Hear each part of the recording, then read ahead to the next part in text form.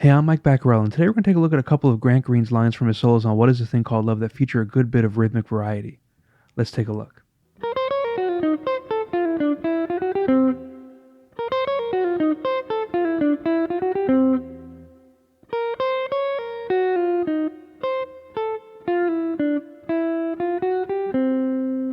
This first line takes place over a D minor 7 flat 5 to a G7, resolving to C major.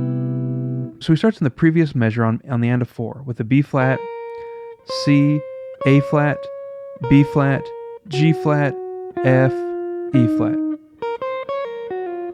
Now if we look at those notes, that does not outline a D minor 7 flat 5 at all, does it? What he's doing here is moving up by a half step, which is a really cool thing you'll hear a lot of guys do for extra tension in the lines. And you can view this two ways. You can think of this as E flat minor or A flat 7. Both are basically the same thing. And then over the G7, he plays on the end of 4, C, A, F, E, D. So he's outlining basically a D minor 7. So I think of this as E flat minor 7 to D minor 7, resolving to C. And then he jumps up to an E, F, F sharp, G, C. And that's the C major 7 portion, which starts on this 3rd, walks up to the 5th, down to the root. Now rhythmically, this is what makes this line so cool. So he starts on the and of 4 on the previous measure. So 1 and 2 and 3 and 4 and 1 and 2 and 3 and 4 and 1 and 2 and 3 and 4 and 2 and 3.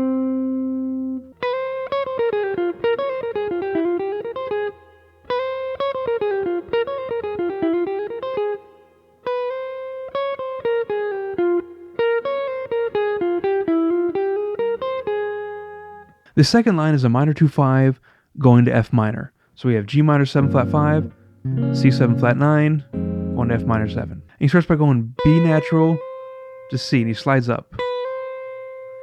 Now the rest of this line is purely out of the F harmonic minor scale. With his first finger, he slides up from B to C, and then he grabs D flat on the 9th fret, C, B flat on the 11th fret of the 2nd string, A flat on the 9th fret with their 2nd finger, G, and then F on the 3rd string 10th fret. And then over the C7 portion, he goes B flat, D flat, C, B flat, and that takes us to the A flat, which lands on the F minor 7. F on the 3rd string 10th fret, G, E, and then F, G, A flat, B flat, C, A flat. So the full thing sounds like this. Now harmonically, he's not doing anything special. He's just playing F harmonic minor over a minor 2-5 going to F minor, which is a very common thing to do. But what makes it so interesting is the rhythms here. So it goes 1 and 2 and 3 and 4 and 1 and 2 and 3 and 4 and 1 and 2 and 3 and 4 and 1 and...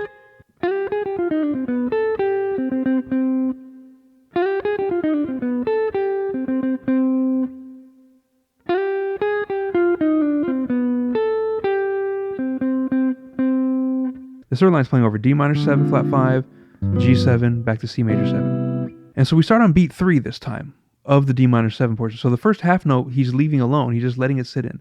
And that's something Grant really likes to do. If you look at a lot of his solos, he likes to start phrases on beat 3 rather than beat 1 like a lot of us do. On beat 3, he slides up to G on the 8th fret of the 2nd string with his first finger.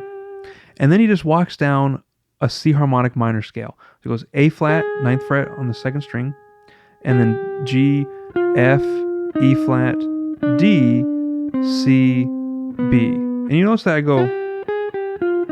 I shift back here. Rather than play with those fingers, I like the shift better. It sets me up to stay in this position. Then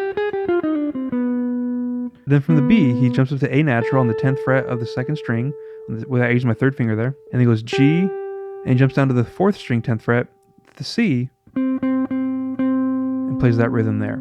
So here's the full line. Rhythmically, he's going 1, 2, 3, 4, and 1, and 2, and 3, 4, 1, and 2, and 3, and 4, and. This line is great because this is really easy to manipulate and create variations on. So we're going to keep the first part of the line exactly the same. But when we jump up, rather than jump up to an A natural, let's try jumping up to A flat.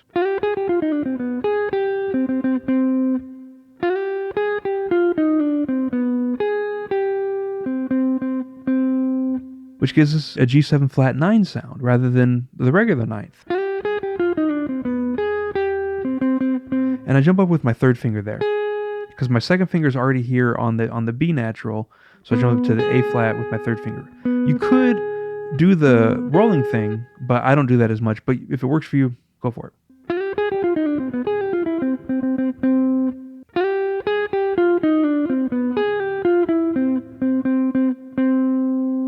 Now for another variation of the same line, we can kind of add in a Charlie Parker ending to this line. Rather than go to the quarter notes at the end, we'll add a Charlie Parker style dominant line.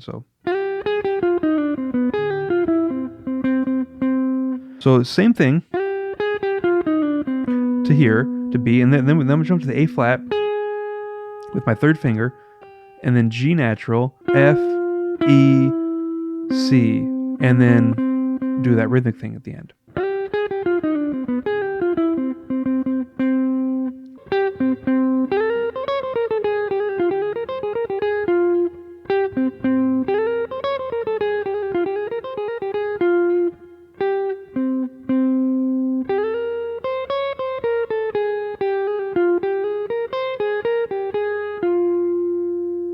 Now for this last line, this is another minor 2-5 in the key of F minor. So we got G minor 7 flat 5, C7 to F minor. This line also comes out of F harmonic minor, just like the previous one did, but it feels like Grant Green's really thinking of C7 to F. He's not really doing anything with the G minor 7 flat 5. So we start here with quarter notes. We got G, C, C. So G's on the 8th fret, 2nd string with our first finger, and then C on the 10th fret of the 4th string with our 3rd finger. So 1, 2, 3, 4. Beat 4 is the rest. And then we do this really signature Grant Green kind of line. So we're on 16th notes. We got G with our first finger, A flat with the 2nd finger, A natural with the 3rd finger, B flat with our pinky, 8th, 9th, 10th, and 11th fret. That's all slurred. And then from there we go C on the 8th fret of the 1st string, D flat, C, B flat, A flat. And the A flat takes us to the F minor 7.